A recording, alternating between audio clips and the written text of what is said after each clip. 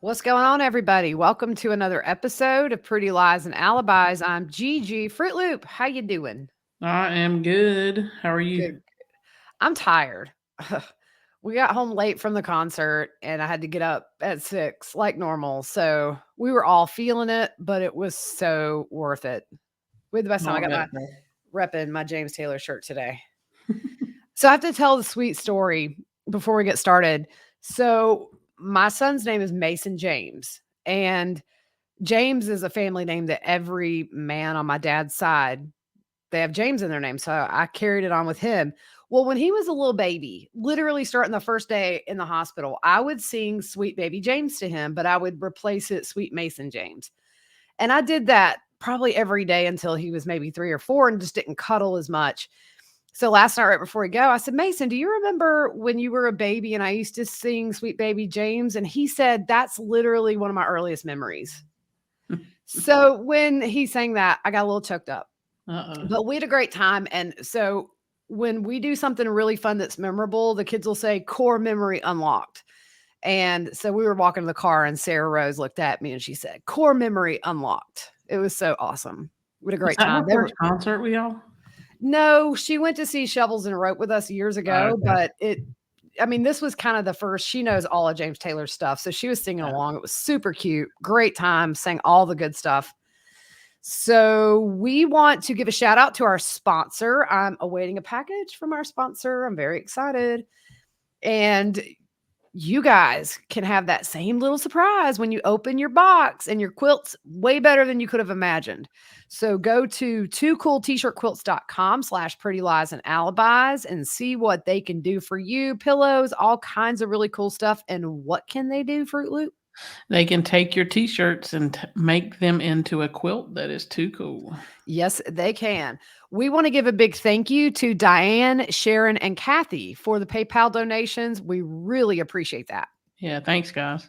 Thank you so much. So we're gonna just briefly go over these filings. I read through them, and it's a lot, and it's just kind of repetitive to every filing they file. They just want everything. It's typical means, right? Yeah, there's one in there with Lindsay Blake, and then prior. But so Judge Boyce granted the motion for the jury transcript to be sent to Archibald. He filed that. You know, it's weird because in her case, we mainly still see Mark Means filing stuff. So Pryor filed an objection to the state's motion to reconsider the court's ruling on the jury being sequestered. He said the state had plenty of time to present evidence at the hearing on October 4th, but they chose not to. And he says now that the court has agreed to move the trial, the state is attempting to seek a motion to reconsider. And he says they haven't presented any kind of statutory authority allowing them to. Lord, girl, I need a nap. I got to make all these school runs, and I'm just like coffee. So he says they haven't done anything to be able to seek a motion to reconsider, essentially. And he says the state is trying to sandbag the defense. Always.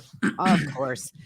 So Means filed an objection to the legal proceedings. And in the filing, he said on or about November 8th, 2021, the court issued an order for a scheduling conference regarding trial schedule, which is going to be December 2nd.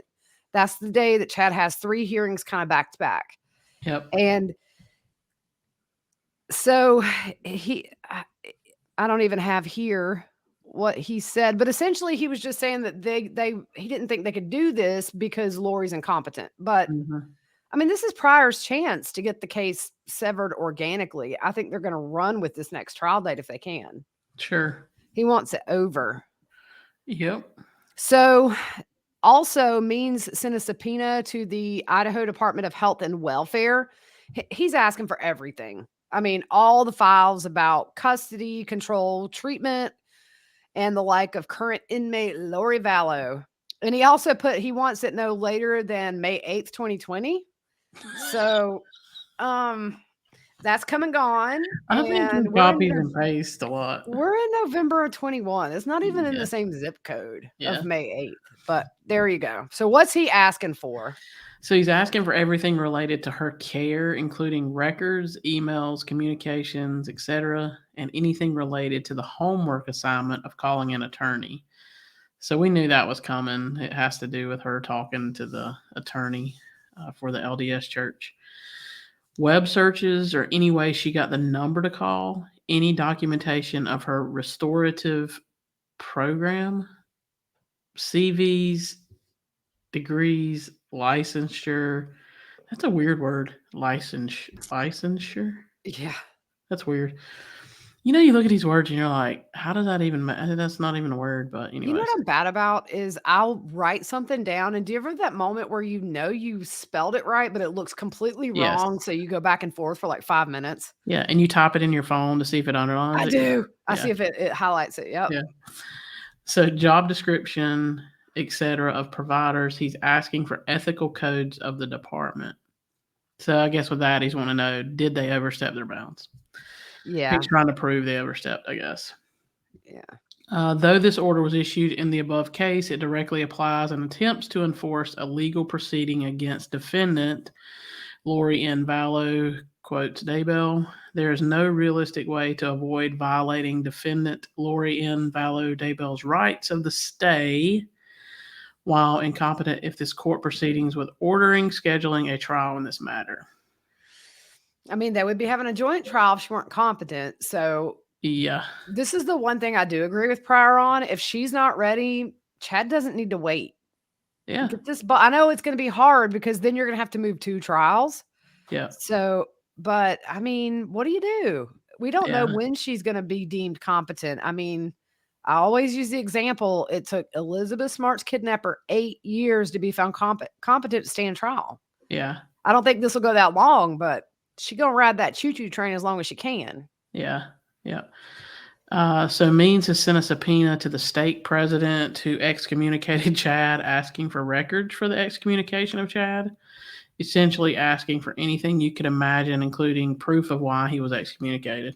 We all Well, know why. I kind of thought about this. I mean, I don't know if that to me, it's kind of like religious stuff.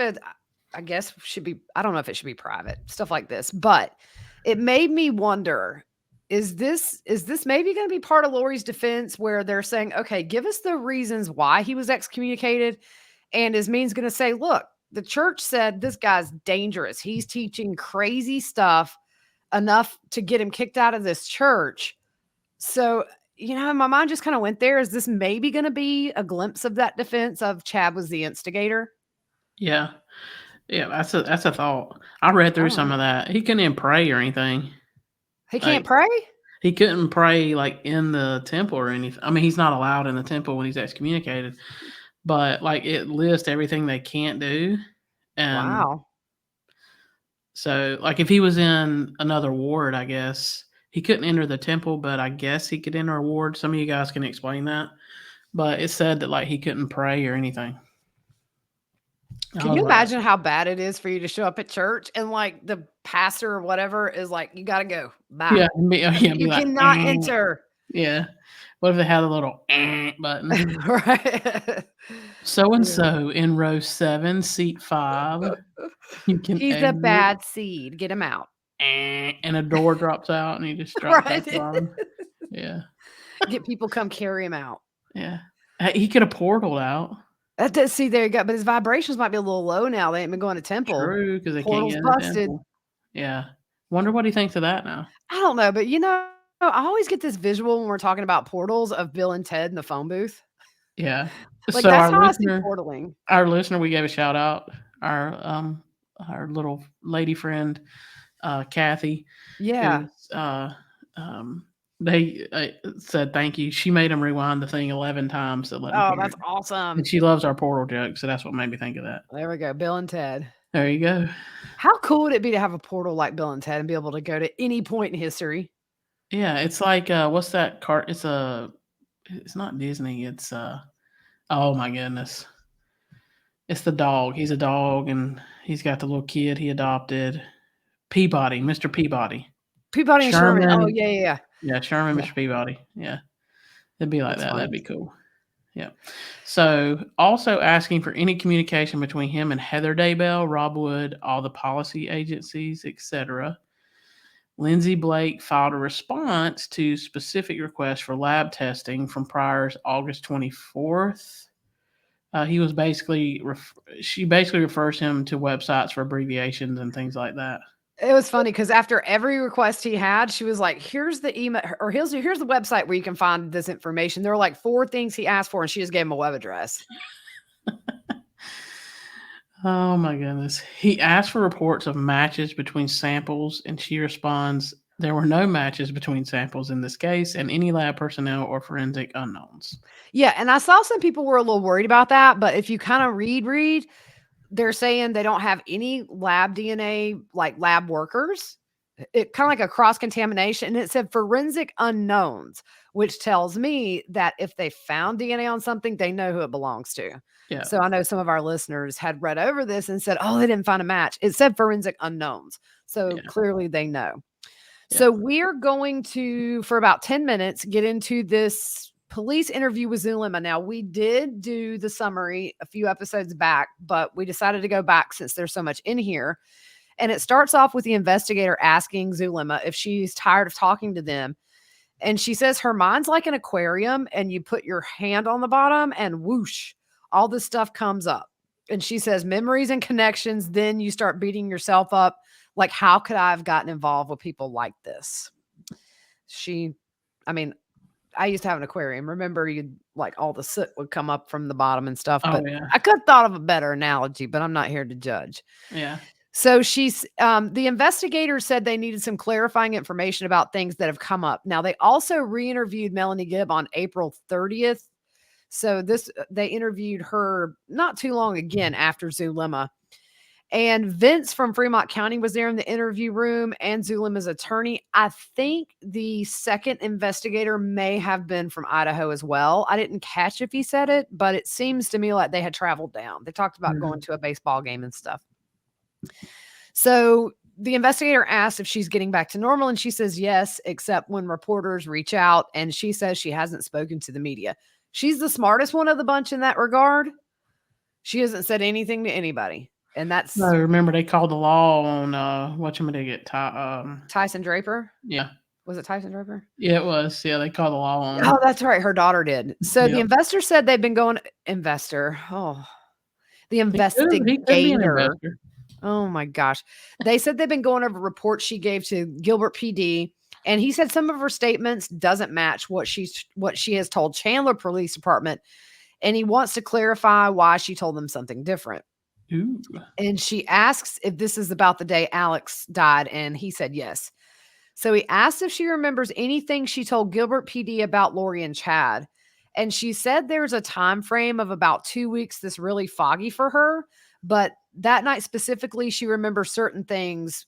She just doesn't remember a timeline. She doesn't really know the order of how things happened. And her lawyer said they've never seen the statement she's made to Gilbert. I think the investigator said that they had them, but he explains what they're trying to do is eliminate some defense strategy with Lori and Chad that they might bring up during trial. And they assume they're going to try to pin all this on other people, or they might try to make her look not so credible on the stand when she testifies. So they just essentially wanted to get together and make sure she's clarifying some things that are confusing that a defense attorney is going to jump all over. And the one thing is when she last talked to Chad and Lori, he said that she had told Gilbert police she had no idea how to get in touch with Lori and Chad when they asked, and they had asked her who Alex was on the phone with. And he asks why she told them that. So Zulema wonders why she would have told him that, because he was on the phone with Lori and Alex and she knew that. And he said, you've also told them you've only met Lori a couple of times before she moved, and you hadn't seen her since she moved a few months ago, and she didn't think Lori was married. So what'd she say about that? So she says she doesn't remember saying that. Her lawyer asked if she did or didn't know Lori was married at the time, and Zulema said, yeah, I knew she was married because she had sent me pictures of when she got married. She said, let me put it this way. I saw the pictures on the beach, them both dressed in white, and they were dancing and kissing, so I assumed it was a wedding ceremony. Her lawyers asked the investigator about the statement Zulema hadn't seen Lori since she moved. The investigator and lawyer start talking amongst themselves, and the investigator says, "We know Zulema had went up there to Rexburg," and her lawyer says, "I wonder if she means since they moved to Hawaii." The investigator said she didn't know what state Chad and Lori lived in. He said things like that are what the defense are going to ask you. Yeah. She said when they left Rexburg, they didn't tell anyone where they were going, not even Alex. He asked them. They wouldn't disclose their location. The investigator then says, "You had no idea they were in Hawaii," and she shakes her head no. He asked about the times they had a conference call, and she said she only found out they were in Hawaii when she saw it on the news. He says back in the report, they talked to her and Melanie P. about going to Hawaii after they were married and asked if that's not true. She says she doesn't remember when this was, but she remembers them saying that. She looks at her phone. The investigator says their timeline has that in November of 2019, and they go missing in December. She says, or he says, you had a conference call with them the first week in December, you and Alex and Melanie P. Ian was on the phone. Zulema finds something on her phone and said on November 9th, 2019, Lori texted her and Alex both. "This could be you. Come to Hawaii." This was the same day she sent the wedding pictures. And they were married. Remember, if they were married on November 5th, Right. 2019. So just about 4 days later, she gets her wedding pictures, starts sharing them, and tell them to come. Okay. So Zulema says she responded to her with scripture because they were still trying to get her to move. So if you remember, Zulema was really hesitant about making that move to Rexburg. All of her family was in Arizona. So Yep. her lawyer says this was the wedding in Hawaii, but they came back and then they vanished around Thanksgiving. And he says, "Is this kind of the time you didn't know where they went?" And Zulema says, "That's it." So it seems like maybe there's just a little confusion between what Zulema was telling investigators, but she says that when they went back to Hawaii, they didn't tell anybody where they were going. So I can kind of see where maybe that got lost in translation. But her lawyer said it's not like they were saying for Zulema and Alex to move to Hawaii, more like just to come visit. And the other investigator said they had conversations that after they got married, they were moving to Hawaii. And her lawyer says with Zulema, and the investigator nods and says also with Melanie Pulowski. So what they're saying is just there were conversations there they could prove they had. Yeah. And again, the investigator says you told Gilbert you didn't know where they were. You didn't know how to get a hold of Lori, and you've only met Lori a couple of times. Do you see what I mean? There's a discrepancy, and Zulema agrees. So the investigator said that's why we want to know what you told why you told Gilbert this stuff. Her lawyer says before they get into all that, he doesn't want Zulema to say anything about potentially misleading Gilbert police before he hears the statement. He said, I think what she's told you guys is the truth. That's what the agreement was, that she would come in and tell you guys the truth. So there's a discrepancy between the two. And the investigator says, again, we just want to get this stuff out. We want to get in front of all this stuff before the trial and figure out if you did make the statement and if you did, why. So her lawyer says, "Do you remember making that statement?" And she says, "No, I remember going to the hospital, then putting me in one ambulance. They took Alex in another ambulance. They started working with him and they put Zulema in a room." And she says she doesn't remember much between that and when they brought her back to the room. She said to turn off the machines for Alex. So I guess maybe they let her turn off the machines. She says, Why did they put her in an ambulance? Were they treating her? No, I think just maybe to get her to the hospital quickly with him. I don't know, because I don't think the EMTs would have known what was going on as far as legally with this. I mean, I'm sure it was clear something was up because so many police officers were in the house.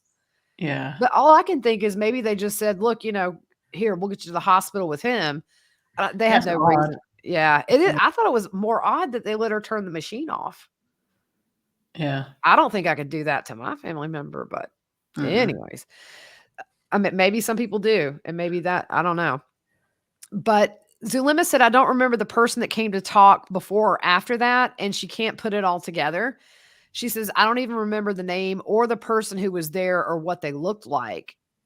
So she's just having a hard time really putting things together when he was in the hospital. that kind of jumped from Hawaii back to the day he was or not murdered, the day he died. Oh, Freudian slip. Yeah, he murdered Yeah. himself. uh, she says, I remember when I turned off the machine, someone came and said I couldn't touch him anymore because he was considered a crime scene and I needed to leave. I asked for a couple of minutes with him and they gave me a few moments with him. And I remember coming out of the room and my son in law came and said to someone, we're going to get a lawyer, speak to our lawyer. And I remember leaving. I remember Yeah, I watching always that felt video.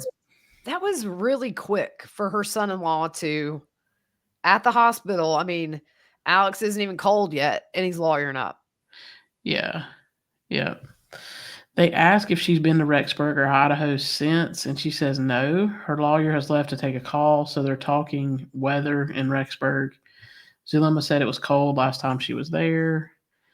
The investigator asked about the bag of cash Alex gave Zulema and asked when he gave that to her. She said he didn't necessarily give it to her, but a couple of days before he died, he told her, if anything happens to me, I want you to know. If anything happens to me, there's a bag of cash for you in the closet. It's not much, but it's for you. Yeah.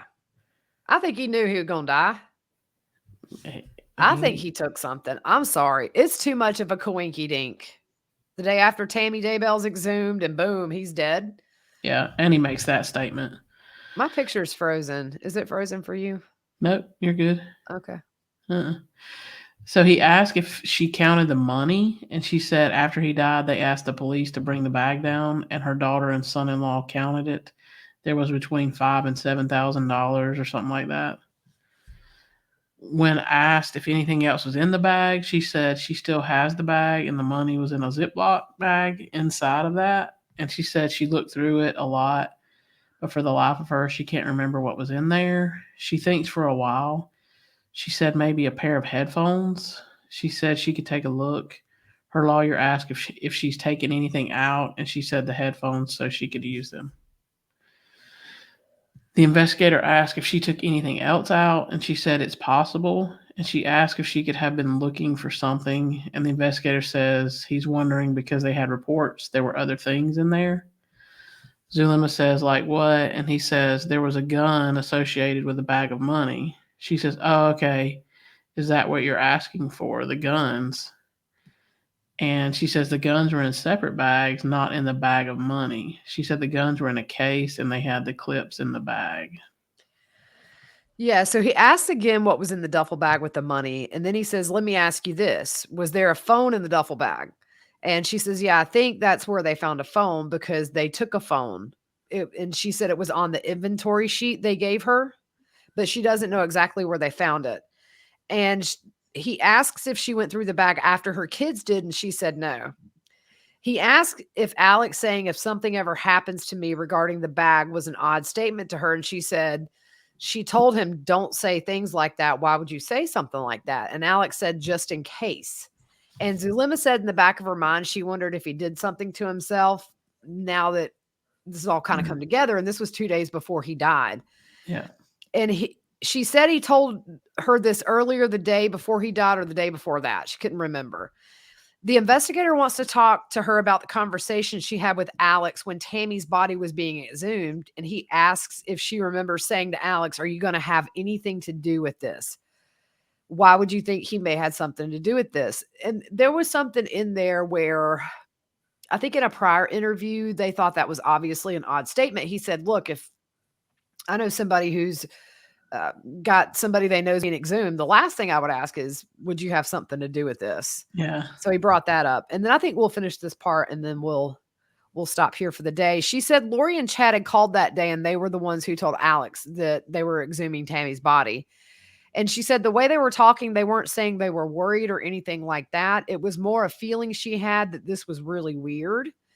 So she thought they should be reacting differently and not so nonchalantly about it. And she thought, are they hiding something or do they know something or did they do something? And she said she knew if she had asked Lori and Chad about any of it, they wouldn't have said anything. But she thought if they had been doing something or he did something, Alex might have told her. So she asks him if they exhumed this body, are they going to find anything? And he said no, but Zulema says she doesn't know if that's true or not. The investigator, this is the part, he says if a friend of his wife's called and said one of her friends is being exhumed, that wouldn't even be a question. That wouldn't even cross his mind. No. So we'll end here. And he asks, why do you think maybe Chad and Lori had something to do with Tammy or Alex maybe knowing what happened? And Zulema again says she remembers them saying Tammy had become a zombie. And she doesn't remember who said what, but Alex was always like, I was told, or Lori would say, I was told. And then Chad would say very little. And it was kind of hard to tell where the information was coming from. They were saying Tammy was supposed to die on her trip to Utah and that Chad had this vision that Tammy would die in a car accident. So it's all the same thing in between Charles and Tammy in a way. They were saying she was going to die in a car crash on the way to see her parents, and that didn't happen. So then she's shot at.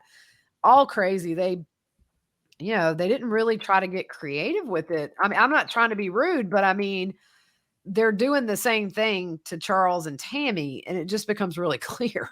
Yeah. The thing that blows my mind is that they never think that Kay and Larry would never want to see JJ again, or Colby wouldn't want to see Tylee. You have to wonder. What were they really thinking? Because they weren't thinking. So I think we'll stop here. We still got a little ways to go with this. It wasn't as long as Melanie Gibbs because they took probably a 20-minute break while Zulema's attorney took a phone call. And like I said in the previous episode, Zulema's not as talkative as Melanie. So it went a little quicker.